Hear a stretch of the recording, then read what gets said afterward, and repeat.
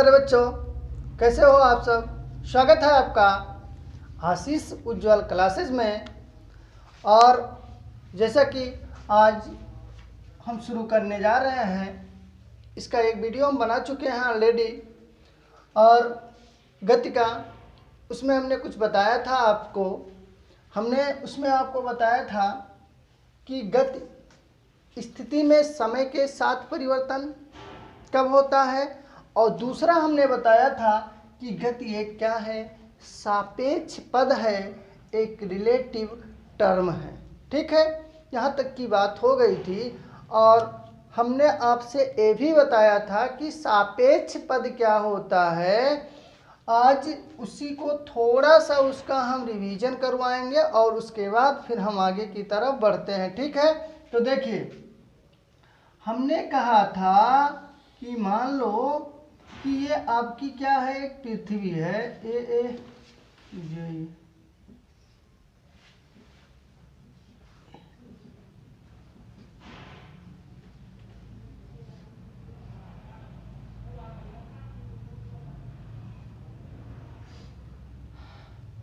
तो हमने कहा था आपसे कि ये आपकी क्या है, पृथ्वी है। क्या है, पृथ्वी है। और इस पृथ्वी पर कौन कौन है, दो व्यक्ति हैं, है ना। और हमने कहा था कि मान लो एक व्यक्ति है और वो चंदा मामा पे गया। कहाँ पे गया है, ये व्यक्ति सी है। कहाँ, किस स्थान पे, चंदा मामा, है ना। हमने कहा था कि अगर पृथ्वी पर दो व्यक्ति स्थित हैं, खड़े हैं, तो एक दूसरे की स्थिति को अगर बताना होगा, मान लो अगर बी के सापेक्ष अगर बी से पूछा जाए भाई कि ए की स्थिति को बताओ, तो क्या बताएगा। तो बी के सापेक्ष से ए क्या मिलेगा, क्या मिलेगा बताओ, हम बता चुके हैं इसको। तो बी के सापेक्ष से ए क्या मिलेगा, तो बी के सापेक्ष से ए स्थित मिलेगा, अर्थात ये क्या रहेगा, स्थिर रहेगा। ठीक है, लेकिन अगर सी, जो सी व्यक्ति है वो अगर चंदा मामा पे चला जाता, और चंदा मामा से जब ये पृथ्वी की स्थिति को देखेगा और इस ये जब पृथ्वी को देखेगा और पृथ्वी पर स्थित जो ये और बी एक के बारे में जब पूछा जाएगा व्यक्ति सी से, तो उसकी स्थिति को क्या बताएगा, गतिमान अवस्था में बताएगा। क्यों, क्योंकि चंदा मामा पे जाने पर पृथ्वी क्या करती है, चक्कर लगाती है, गोल गोल गोल गोल क्या करती है, घूमती है। तो क्या करेगी, ऐसे आपकी पृथ्वी क्या करती है, घूमती रहती है।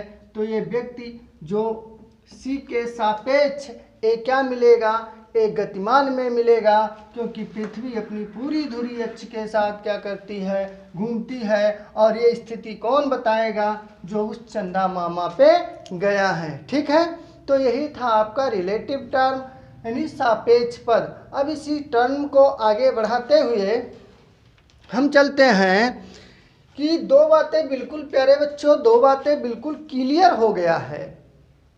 दो बातें क्या हो गया, बिल्कुल ये क्लियर हो गया है कि गति हम तब बोलते हैं, गति हम तब बोलते हैं, कब बोलते हैं, गति हम तब बोलते हैं कि जब वस्तु की स्थिति में समय के साथ क्या होता है, परिवर्तन। जब वस्तु की स्थिति में समय के साथ क्या हो जाए, परिवर्तन हो जाए।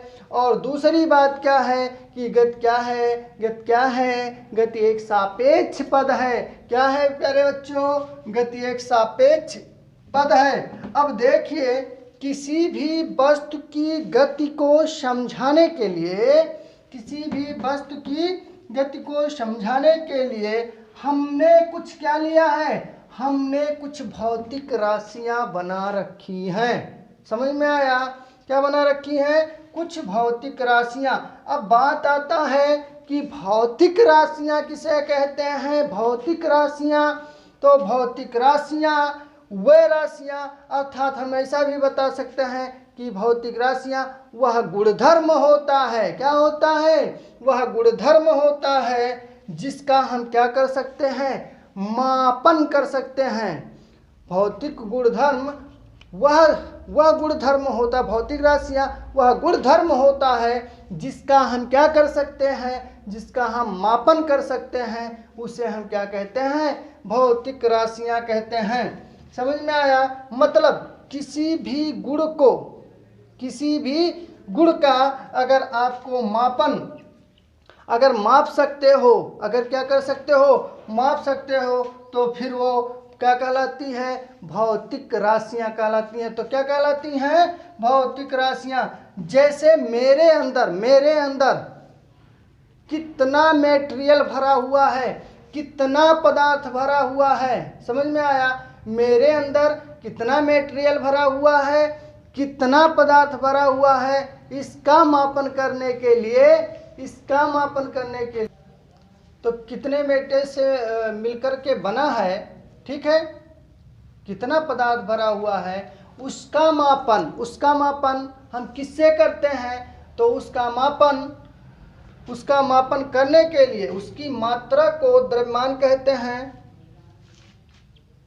यार तू गड़बड़ा है, काट दे फिर।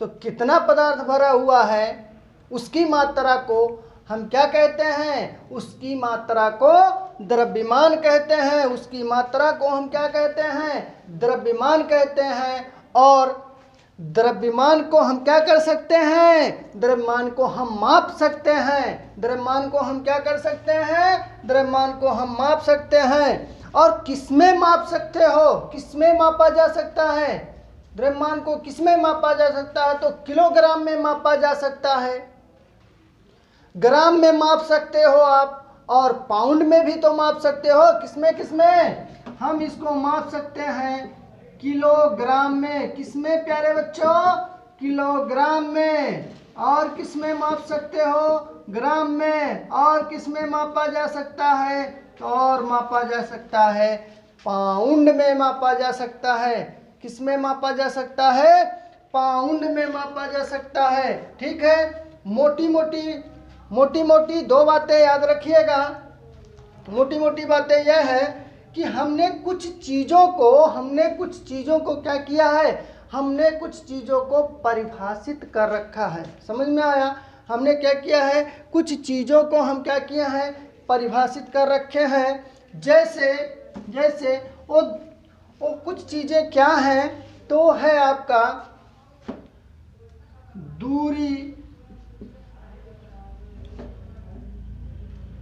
तथा विस्थापन। क्या है, दूरी तथा विस्थापन, जिसको इंग्लिश में कहा जाता है, इसको कहते हैं डिस्टेंस और इसको कहा जाता है डिस्प्लेसमेंट। समझ में आया? और क्या है, और है आपका चाल तथा वेग। क्या है, चाल तथा वेग।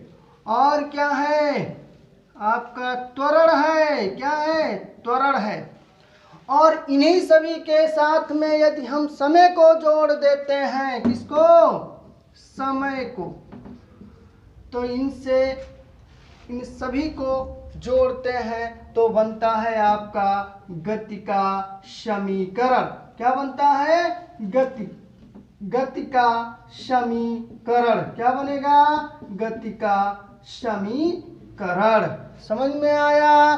कोई दिक्कत, कोई परेशानी समझ में आया? नहीं आया होगा तो आप कमेंट करके हमें बता दीजिएगा, हम फिर से उसका रिवीजन करवा देंगे। ठीक है, तो दूरी तथा विस्थापन पढ़ना है, चाल तथा वेग पढ़ना है, त्वरण पढ़ना है और समय पढ़ना है। हमने कहा ये सब जुड़ करके बनाते हैं आपका गति का समीकरण, जो कि इसको भी आगे हमें क्या करना है, पढ़ना है। लेकिन सबसे पहले जरूरी क्या है, तो सबसे पहले जरूरी है दूरी तथा विस्थापन। क्या जरूरी है, दूरी तथा विस्थापन। तो आइए देखते हैं दूरी तथा विस्थापन किसे कहते हैं, उसके बाद चाल तथा वेग देखेंगे। तो सबसे पहले क्या देखने वाले हैं, दूरी तथा विस्थापन। दूरी और विस्थापन में क्या अंतर है, और दूरी तथा विस्थापन कहते किसे हैं, ये जानना जरूरी है। समझ में आया? तो एक एग्जाम्पल देखिए प्यारे बच्चों, जो कि एकदम मक्खन हो जाएगा। समझ में आया? आराम से समझिए, कोई जल्दीबाजी नहीं है, ठीक है। बस हम क्या बताने जा रहे हैं कि दूरी तथा विस्थापन यानी डिस्टेंस और डिस्प्लेसमेंट में क्या अंतर है।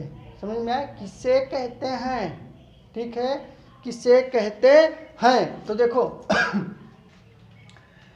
ये मान लेते हैं प्यारे बच्चों कि ये आपका बिल्कुल अभी मक्खन हो जाएगा, कभी आप भूलोगे नहीं।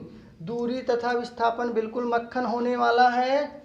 और ये हो गया आपका, मान लेते हैं ये क्या है, आपका एक स्वीट होम है। क्या है?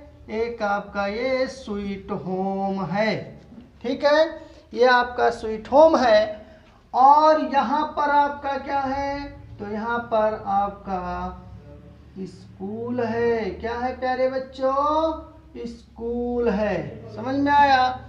ये आपका स्वीट प्यारा सा घर है और ये क्या है, आपका स्कूल है। मान लेते हैं कि सुबह आप फ्रेश हुए, नाश्ता किए, ठीक है, और उसके बाद आप स्कूल के लिए तैयार हो गए। स्कूल के लिए तैयार होने के बाद आप क्या करोगे, बैग वैग टांगे और उसके बाद स्कूल के लिए निकल गए, है ना। अब जब आप स्कूल के लिए निकलते हो तो मान लो ये आपका क्या है, ये आपके स्कूल जाने का एक रास्ता है। क्या है? एक पथ है। कहाँ जाने के लिए? स्कूल जाने के लिए। अब देखो ये आपका ये क्या है, स्कूल है, और ये एरो लगा देते हैं। ये क्या है, आपका पथ है। क्या है? ये आपका पथ है। ये कहाँ जाएगा? ये स्कूल पे जाने के लिए। ये आपका क्या है, आपके घर से स्कूल पहुंचने के लिए ये रास्ता है। और इसको कहा जाता है प्यारे बच्चों, इसको कहा जाता है वास्तविक पथ। इसको क्या बोलते हो आप? वास्तविक पथ बोलते हो, वास्तविक पथ। समझ में आया? किसी वस्तु की प्रारंभिक स्थिति, किसी वस्तु की क्या प्रारंभिक स्थिति से अंतिम स्थिति, किसी वस्तु की प्रारंभिक स्थिति से अंतिम स्थिति के बीच, किसी वस्तु की प्रारंभिक स्थिति से अंतिम स्थिति के बीच तय माने चलना, तय किए गए वास्तविक पथ की जो लंबाई होती है उसे ही हम क्या कहते हैं, दूरी। देखो मक्खन हुआ कि नहीं हुआ? फिर से सुन लीजिए। अब ये प्रारंभिक क्या है, प्रारंभिक स्थिति क्या है? तो प्रारंभिक स्थिति आप कहाँ से निकल करके कहाँ पे जा रहे हो। तो हम अपने प्यारे से घर से निकल करके सुबह तैयार होने के बाद स्कूल के लिए जा रहे हैं। तो चलना आपने कहाँ से प्रारंभ किया? हमने चलना प्रारंभ किया अपने स्कूल से, अपने घर से। तो हम घर से चलना प्रारंभ करते हैं तो यह हो जाएगी मेरी प्रारंभिक स्थिति। कहाँ से आप चल रहे हो, कहाँ पे जा रहे हो? तो हम अपने घर से निकले हैं स्कूल के लिए, तो हम घर से निकले हैं स्कूल के लिए, तो हो गई प्रारंभिक स्थिति। कहाँ पे जाने वाले हो आप? तो हम जाने वाले हैं स्कूल पर, इसलिए हो जाता है आपका अंतिम स्थिति। इसको क्या बोलते हैं? अंतिम स्थिति। इसको क्या बोलते हैं? अंतिम स्थिति। किसी वस्तु की प्रारंभिक स्थिति से अंतिम स्थिति के बीच, किसी वस्तु की प्रारंभिक स्थिति से अंतिम स्थिति के बीच, प्रारंभिक स्थिति अंतिम स्थिति के बीच, तो यही तो है, के बीच तय किए गए, जा रहे हो, तय कर रहे हो, तय किए गए वास्तविक पथ की लंबाई को हम क्या कहते हैं? दूरी कहते हैं। क्या कहते हैं? दूरी कहते हैं, ठीक है। उसके बाद अगर आपसे किसी ने पूछा कि सबसे अल्पतम दूरी क्या है, सबसे छोटा दूरी इन दोनों के बीच में सबसे छोटा दूरी कौन सा होगा, सबसे शॉर्टकट रास्ता कौन सा होगा, तो हम कहेंगे कि अगर आपके घर से और स्कूल, देखो स्कूल या कहीं पर जाने के लिए कोई ज़रूरी नहीं है कि एक ही पथ होता है, कोई होता है कि बहुत घुमावदार होता है ना, और कोई होता है कि शॉर्टकट रास्ता होता है कि कभी आप स्कूल के लिए लेट हो रहे हैं तो शॉर्टकट वाला रास्ता अपना लिए, ठीक है। तो एक सीधा रास्ता है, मान लेते हैं आपका स्कूल, ये आपका घर है और घर से स्कूल है। अब आप इस रास्ते से जाओगे तो टाइम ज़्यादा लगेगा, इसलिए हमने क्या चूज किया कि भाई विद्यालय के लिए लेट हो रहे हैं, शॉर्टकट वाला रास्ता ढूंढ लेते हैं। तो शॉर्टकट वाला रास्ता मान लेते हैं एक ऐसा सीधा रास्ता है, कैसा है, एक सीधा रास्ता है, कैसा रास्ता है, सीधा रास्ता है, समझ में आया। तो देखो इस आपके प्यारे से घर से और इस स्कूल से एक सीधा रास्ता लगा हुआ है, इसको कहा जाता है अल्पतम दूरी, अल्पतम बिंदु, इसको क्या कहते हैं, अल्पतम, अल्पतम, समझ में, अल्पतम दूरी हो गया। इसी को बोलते हैं विस्थापन। क्या बोलते हैं इसको, विस्थापन। किसी वस्तु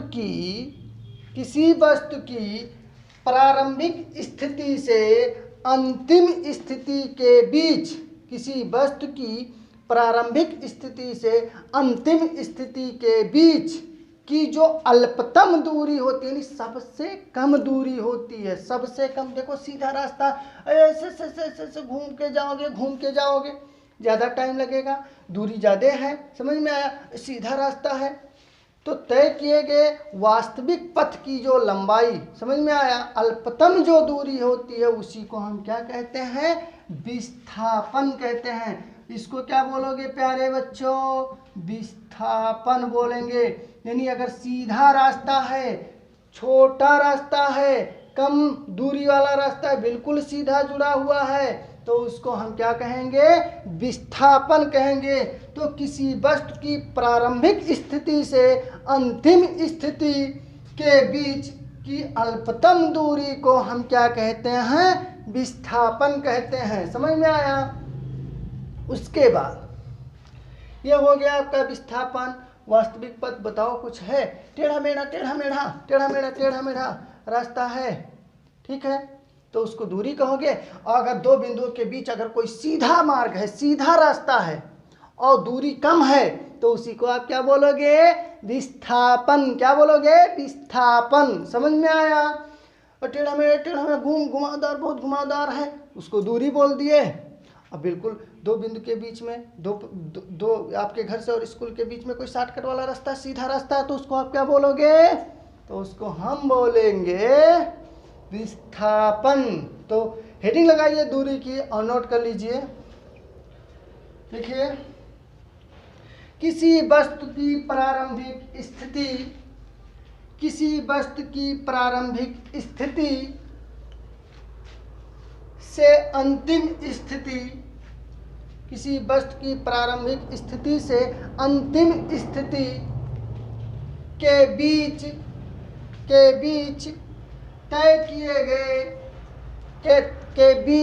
तय किए गए वास्तविक पथ की लंबाई को, तय किए गए वास्तविक पथ की लंबाई को हम दूरी कहते हैं।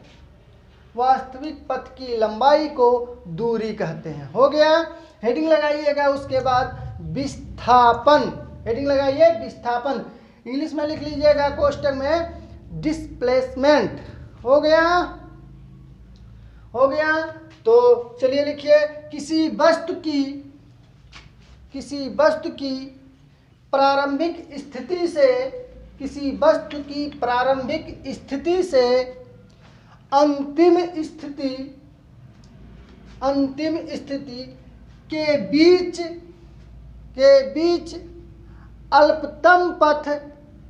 अल्पतम पथ